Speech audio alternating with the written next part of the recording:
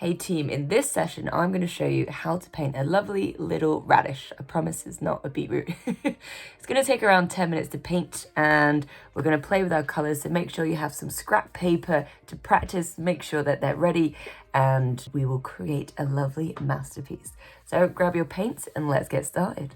So you are going to need your glass of water, make sure you don't drink it, an old rag, a paintbrush, a pencil, an eraser, a bit of masking tape, your watercolour palette, preferably in a palette and not tubes, and also your watercolour paper. So let's start off with the outline. We're going to do, first of all, a nice little circle down below halfway. So if this is roughly halfway, we want to make sure it's lower. And it doesn't have to be perfect. It could be a little bit off because, you know, nature. And at the bottom, we're going to have a nice wiggly root, and it gets thinner as you go down. So that in itself could be a radish, a beetroot, anything really. So let's add a few leaves. Maybe this will help define it a bit more. But really, it's the colour of the radish that helps us be like, ah, radish. So the leaves, they're not too detailed, which is very good for us. And actually I made that end a bit lower.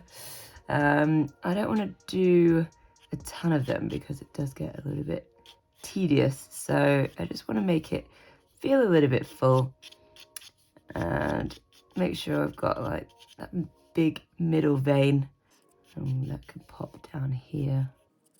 So you can either follow this in real time, or you can just download the handout and just draw it at your own pace. Or if you've grown a radish at home, which isn't insane, by the way, I have radishes grown in the garden, then you could also draw one from life, which is rather exciting, to be honest. So let's get a couple more. Maybe let's get one going down here. Okay, that's pretty good. 4 leaves is fine, I think. I think all I need to do actually is just that middle vein in there. Okay, perfect. So the last thing we want to do with our outline is a little highlight. So I'll do a circle here, and then I want to do one that goes round, and then another little one that goes round. So we're just saying these are reflections. These 3 areas I'm not going to touch at all. All right, the first thing we're going to do is just get a bit of a base layer going on. So we need to figure out our color. If you have some scrap paper, I'd recommend to introduce that just so we can practice a few colors. Now the radish is a bit of a pinky, a pink. So I'm going to mix my red and my purple together. And it's all about the intensity. So if I leave this really thick, it's going to be a dark color. So maybe let's start with the thickest, which means getting loads of paint in there. And then just painting that on here. And all I want to do is add a little bit of water, bring that paint away. And you see it makes it thinner each time. So let me add a little bit more. Okay, so I've got 3 different shades there. What if I add red with a different type of blue? So if I get thick red, I will use this blue first. Let's pop that on there. So slightly different mauve color, and then I'll pull that away. There we go. And then one more time. Okay, so it's a bit more purpley than the first one. So let's try a third version. Let me try this other blue. Always clean your brush in between. And then, a bit of green in that one.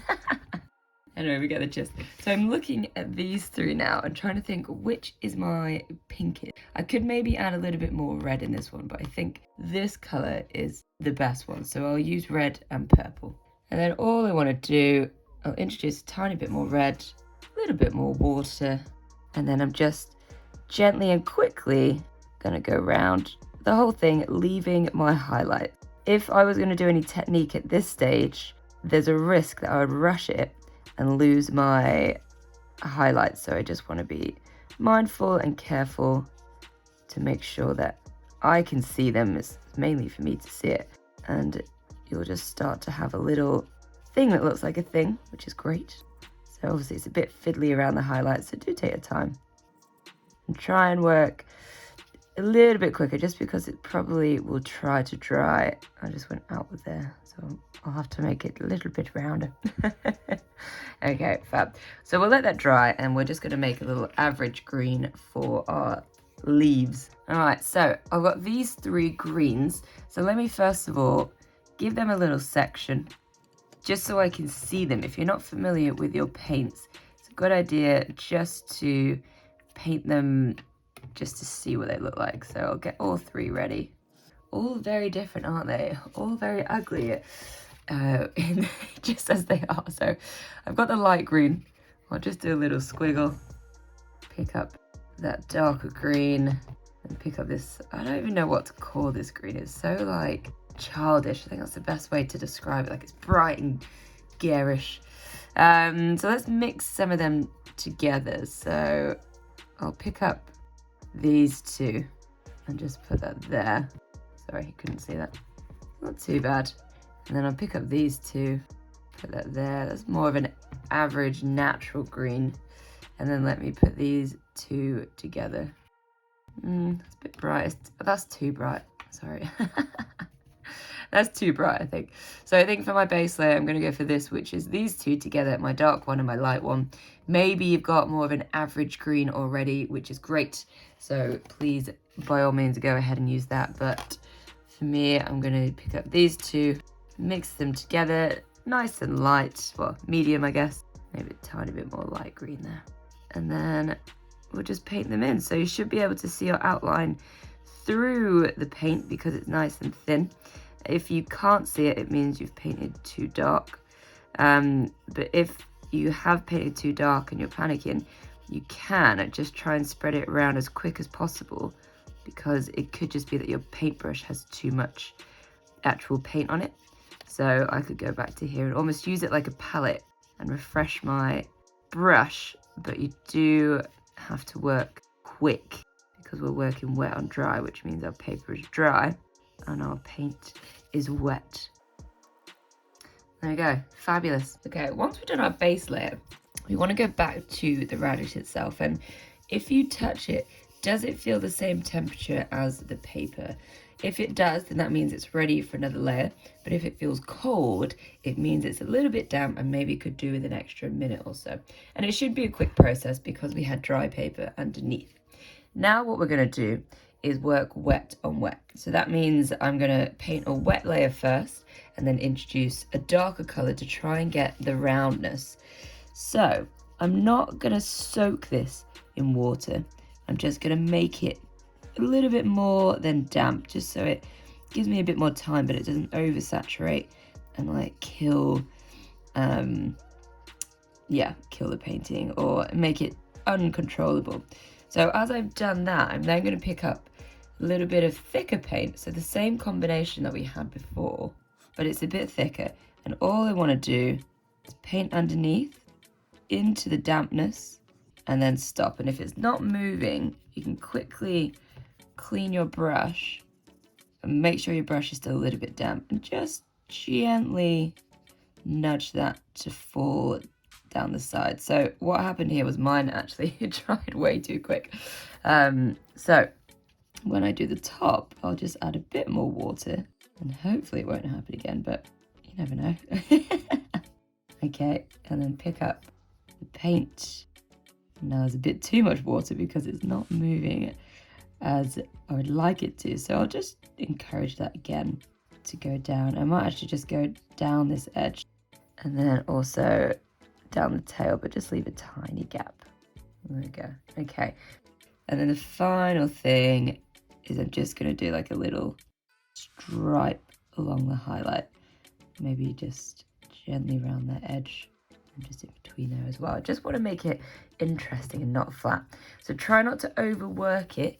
Let it dry, because it will change in the drying process a little bit with the shape or how the paint spills. And then we will come back and see if it needs anything else. Okay, for now, let's work on the leaves as the radish is drying. So again, just do a little touch test to see how it's feeling. And this time we are going to follow the edges of this big vein in the middle. So I'm going to do wet on wet again. So I'll just damp this first. And the aim is to have a very dark corner. So let's get, it's going to be a little bit darker than our base layer. So more of the dark green than the light green. And then I'm literally just going to plop that in there. And I'm just going to let that do its thing. So as it dries, the water will be pulling the paint upwards, which is a really nice effect. So I'll do it on both sides. There we go. Let nature happen. And just continue on the rest of them. So you know exactly what to do. Get it a little bit wet all over, but just use 1/2 at a time. And then introduce a darker green. Just paint it down in the corner. And once it's falling into the wet bit, just let it fall.